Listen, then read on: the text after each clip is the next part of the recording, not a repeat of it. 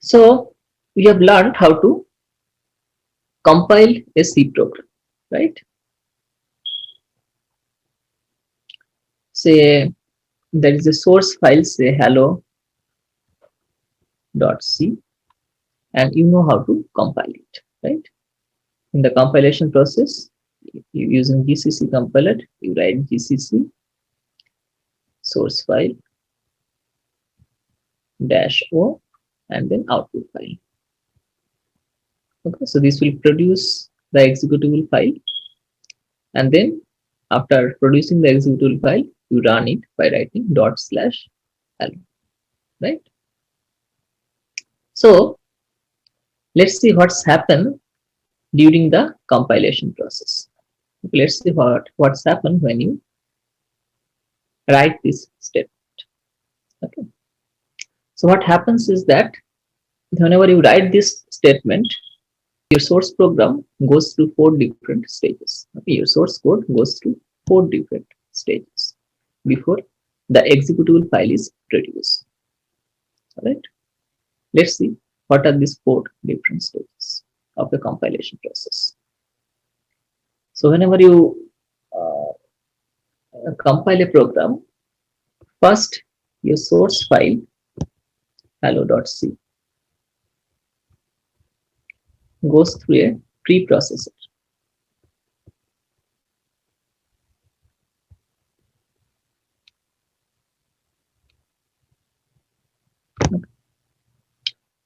And the preprocessor takes your source file and produce an intermediate file hello.i.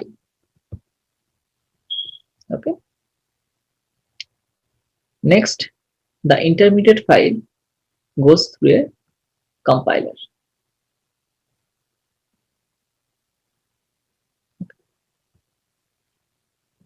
And this compiler takes the intermediate file and produce an assembly program hello.s. Okay. And next stage is assembler.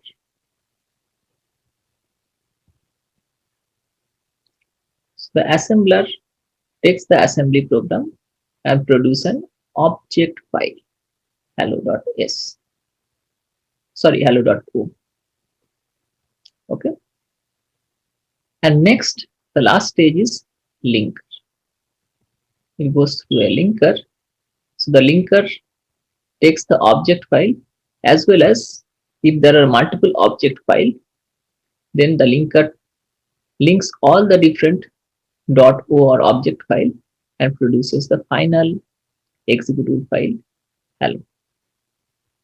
Okay. So this final executable file is your this file. Okay.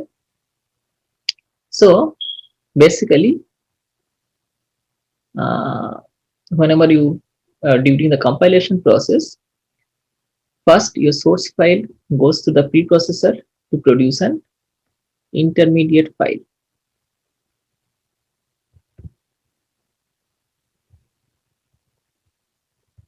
Hello.i. Next, the intermediate file goes through a compiler to produce an assembly program.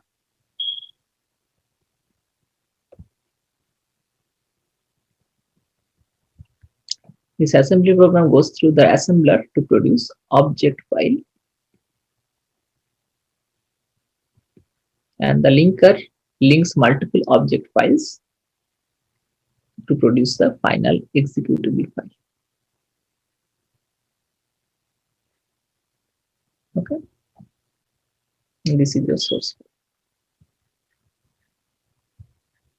So in this way, your source file goes through multiple stages to produce the final executable. Clear? And here the object file and the executable files are binary files.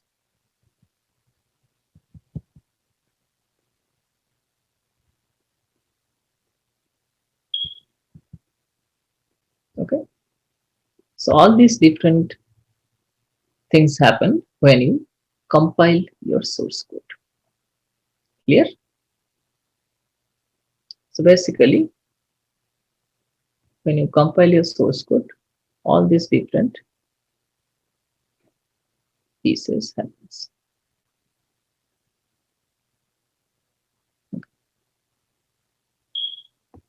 When you compile this code, it goes through all these different small components. Clear? Okay. So let me write a program and let me show you how the intermediate file and assembly code and object file looks like. Okay. And what happens in these different stages. Okay. So let me write a program and give you some overview of what exactly happens when your source code goes through these different stages. All right. Okay. So let's move to the terminal. Okay. So let's open a file hello.c. Let me write some simple code.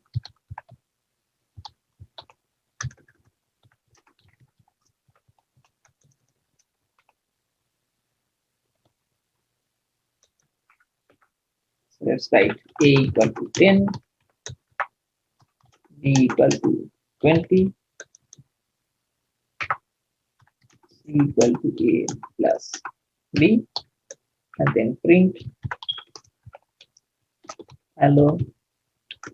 The value of c is b, c, and in addition to that, let's put some symbolic constant.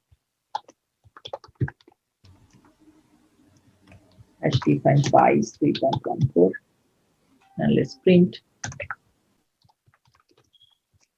the value of pi is percentage.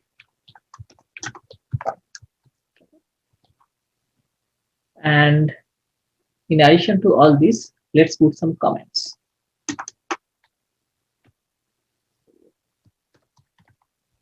Constants.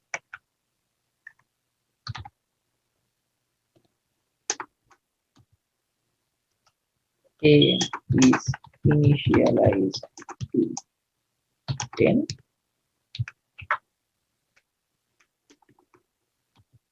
B is initialized to 20. C stores A plus B.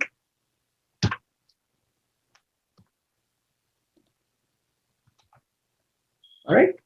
Okay. Again, I have deliberately put all these comments just to illustrate something that we are going to see during the 4 different stages. Okay. All right. So let's quickly run the program and see whether everything is correct or not. So while running, we know that we write this is the source file.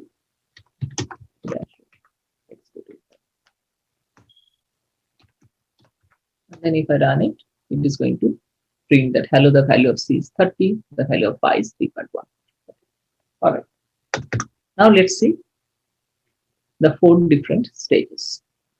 So the first stage, as I said, is the preprocessor stage, or the first component is preprocessor. It takes the source file and produces an intermediate file. Okay. All right. So let's see how to produce the intermediate file. The corresponding command is gcc -e your source file -o and then hello.i. Okay. So that means the preprocessor takes your source file and produces the intermediate. Okay. Let's see what's happening. So if I write ls, you will see that hello.i, this file has been generated. So this is your intermediate. Okay. So let's open this. So if you will open it, you will see a file like this. Okay. And here you will see all the different functions. Okay. If close, if printf, printf, all these different functions are there. And then if you go at the end of this file, you will see the main function. Okay.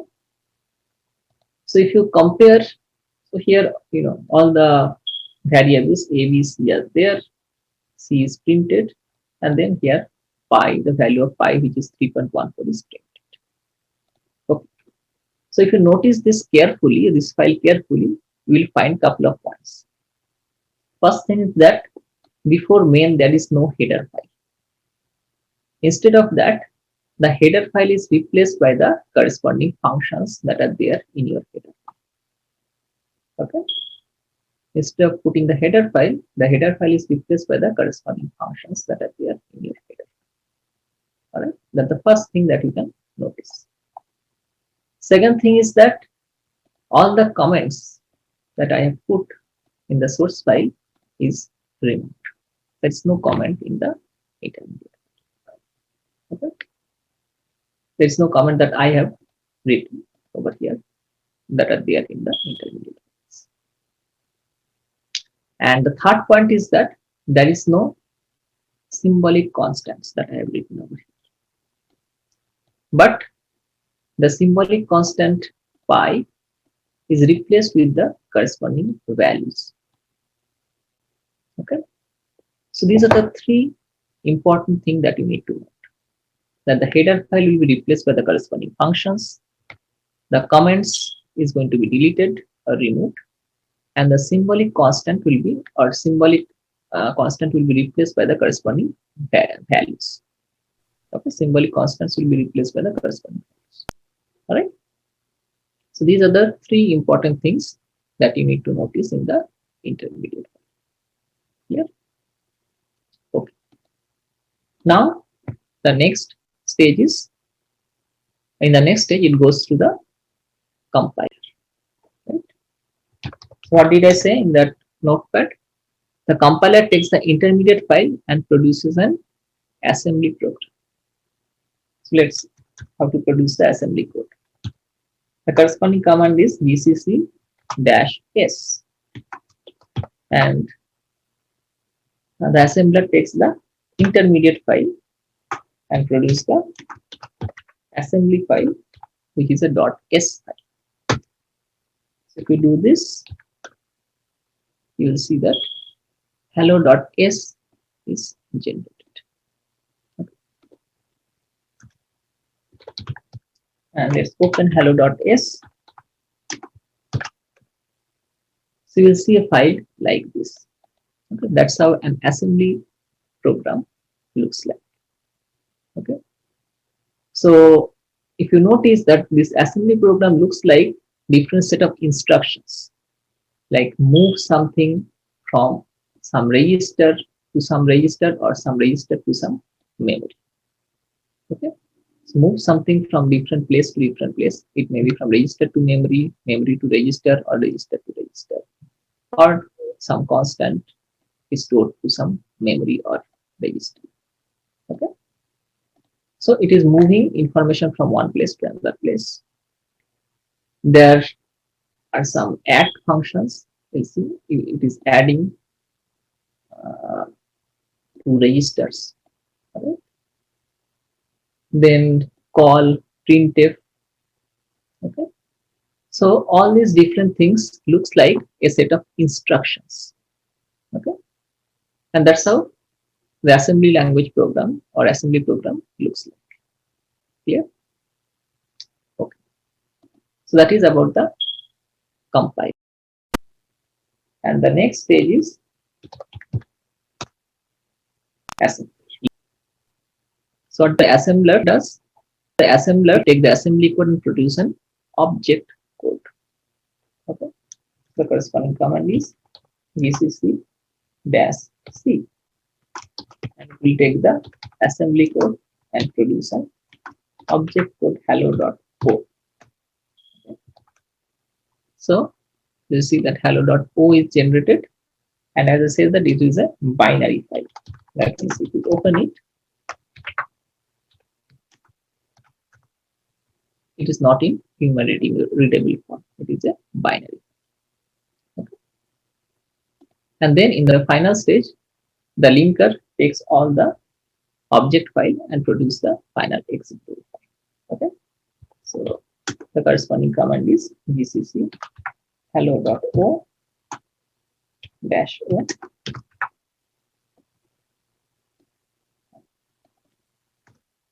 Then the final executable file will get generated. And now if you run the final executable file, you will get the final out. Okay. So in this way, whenever you compile your source code, it goes through 4 different stages before you get the or before the final executable file is produced. Okay? And your final executable file is also binary file.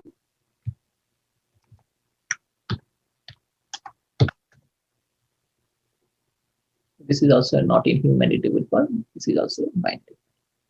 Yeah.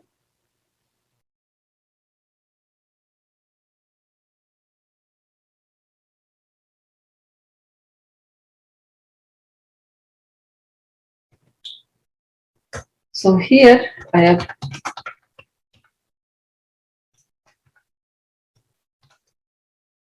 written a main function, right, that is adding initializing 2 integers, calling a function, and then which this function is returning the sum of the 2 integers. So it is printing the sum. And instead of implementing this add now function over here, I have implemented this add now function. So let me just edit it. This add now function I have implemented in a different file. Okay. So this is a very small function just to demonstrate, just for demonstration purposes I have shown you. But in reality, it may be a large file. So that's why it is not a good idea to put everything in the same file main.c. Generally, these are written in different files. Okay, and here I have just shown you example of one function. In general, it may be several types of functions that are linked inside main. Okay, but this one function is sufficient to demonstrate the concept. Clear? Okay, so let me show you how I can link the two statically. Link these two .c files statically. So first, you need to produce the object file corresponding to this addnum.c. Okay. How to produce the object file? Command is gcc -c addnum.c. Okay. So this is going to produce an object file addnum.o. This is the binary file. You cannot. It is not human readable. Now, to produce an archive consists of all the objects file. So in this case, there is just one object file because other than main, you have only one .c file. If you have several tens of .c file, you need to produce the object file corresponding to each and every .c files. Correct? Now let's produce an archive. So the corresponding command is AR. AR stands for archive. And then leave, say let's name it leave static.ar.a. So this leave static will be the name of the archive. This name you can choose at your own. This will produce an archive called leave static. Now which file will be there in the archive? I need to write it after that. So addnum.o in this case will be put in this archive. Right? If there are more than one object file, you need to write them one after other. So addnum1, addnum2, addnum3, something like that. Okay. So this will produce an archive leave static.a consists of object file addnum.o. So if you produce enter or if you click enter, it is going to print creating leave static archive. Alright. And if you press ls, you'll see that leave static.a file is generated. Now you need to run the main to produce the executable file, but while doing that, you need to pass this archive also. Okay, because this archive consists of this object file needs to be linked with the final executable file. So this is pretty simple. GCC-o main static main.c. So till this point, you have already used this kind of comment. Okay, GCC-o, the output files. The output file name also you can give at your own wish. Okay, I have just given main static. You can write anything. So GCC-o output file name source file. So till now everything is clear to you, right? Or I mean, you have already compiled this main function using this kind of comments. And then at the end, you need to, so in addition to this, at the end, you need to pass the archive. That's it. So this is going to produce the final executable file. So now, if you run this executable file, you'll see that the sum is 30. So that's how you implement static. Okay. Now, what is the problem? The main problem is that suppose we made a change in this addnum.c file, which is very common. Okay, software gets updated. So after any changes, you need to go through all the processes and all these three processes, and then you need to produce the new executable file. If you make any other changes after that, you again need to go through all the processes. You need to produce a new executable file, and then again you need to go and install it in each and every places where you wanted to keep this executable file. So after each and every change, so let me show you. So after this, you need to again produce the object file of addnum.c, into again produce the archive, and then you need to again produce the executable file. And then if you run the new executable file, then the change is going to be different. The point is you need to produce a new executable file after each and every change, and if the executable file resides in several machines, you need to propagate the change to each and every machines. That is very troublesome in a big organization or in a big project. Okay. After each and every software, as I said, software constantly gets updated. So every change you need to propagate to each and every places. That is very unmanageable in various situations. Okay. Okay. So let's learn static as dynamic linking and see whether we can overcome this issue. So let me put it back in its old form. So main is calling this addnum function, and here you have implemented this addnum function. So instead of statically linking, let's link it dynamically. So in the previous case, I have used the word archive. Archive stores the object file. In case of dynamic linking, the corresponding file name is shared object file .so. Okay, .so means shared object file. So the shared object file is equivalent to archive in the static link case. So let's first produce the shared object file that consists of the object file of this addnum.c. Okay. So what is the corresponding command? GCC -shared -o lib dynamic.so. Okay. So this is a shared object file. -o is followed by output file name. So libdynamic.so, so means shared object. Okay. This is the name of this shared object file. And this shared object file will consist of the object file of the function addnum.c. Okay. Again, in this case, I have only one supporting .c file, addnum.c. If you would have multiple other functions like addnum1.c, addnum2.c, you could have written it one after another. So this produces a shared object file, libdynamic.so, that consists of the object file of this corresponding files. Okay. So let's press enter, and then let's see. We'll see that libdynamic.so, this shared object file is generated. Okay. All right.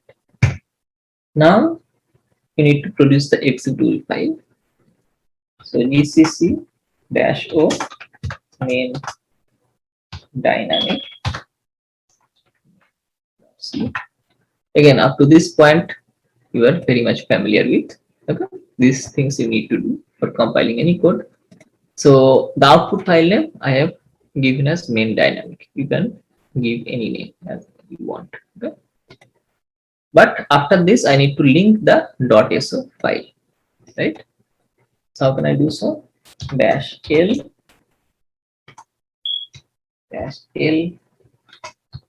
line. All right. So this is going to produce the executable file main dynamic. So let's run it. So it is giving an error. Let's see. Cannot open shared object file. No such file or directory. So the point is, it is not able to find the path where this object file is there. Okay. So it is not able to find this path. So I need to pass the path. How can I do so? I can just write export load library. Okay. Basically, I am passing the path. Load library path, and then I need to pass this entire path, because libdynamic.so is stored under this folder. So let's pass this entire path. Okay. Now let's see. The sum is 30. So now it is not giving any error. So the executable file is running properly. The sum is 30. Okay. All right. Now after producing this executable file, so this executable file is running perfectly. So you can take this executable file, install it in several places, in several different machines, in several different folders. Okay. Now suppose you make a change here at num.c function. My objective is not to touch the executable file that I have already installed in several places. Okay. Without that, I need to ensure that the change is going to be reflected if I run the main dynamic executable. I'm not going to make any change. I'm not going to touch this main dynamic file which has been installed in several places. But without that, also, I need to ensure that whenever I'm going to run this main dynamic executable file, I will see this change. How can I do so? Again, as I said, that in dynamically linked library, it is going to produce the shared object file. Okay. So I'm only going to type this command. This is going to produce the new libdynamic.so file. Okay. I am not going to use this line anymore, because this, if I run this command, this is going to produce the new main dynamic file. If I run this command, it is going to update this shared object file, but not going to touch the main dynamic file. Okay, here I am not passing any main dynamic command. So after this stage, the main dynamic file will remain unchanged because nothing has been touched after this command as far as main dynamic is concerned. This will produce the new shared object file. Okay, all right. So without writing this command, without typing this command, if I just run the main dynamic, okay? As I said that I'm not going to produce the new main dynamic file without touching the main dynamic file only. I need to ensure that whenever I'm going to run this, I will see the change. So I didn't, after making this change, I didn't touch the main dynamic file. I only updated the shared object. Let's see if I run this main dynamic file, what happens. You can see that the change is reflected, even if I didn't even change the main dynamic. So that's the main advantage of dynamic link. Okay, if I make another change, say from 1000, I am making it 3000. Now also I am going to only update this shared object file. I'm not going to touch the main dynamic file because that is an executable file. Suppose I have installed it in several different places. Okay. So without making any change to the main dynamic file, I'm only going to update the shared object file. And then If I run it, I'm going to see the change. Okay, so that's the key advantage of dynamic link. That's a very crucial advantage of dynamic link. Clear to all of you? In static link, every time you make any change, you need to produce the new executable file. Dynamic linking, you do not need to produce the new executable file. What you need to ensure is that the new share object file is going to be generated, and this share object file is stored in the same location. Okay. So, I mean, the reason is that main dynamic file stores the location where the ASO file is stored. So, you are basically changing this ASO file, and while running, it is going to fetch the new updates from the corresponding address. Okay. So this is a very, very useful advantage of dynamic link.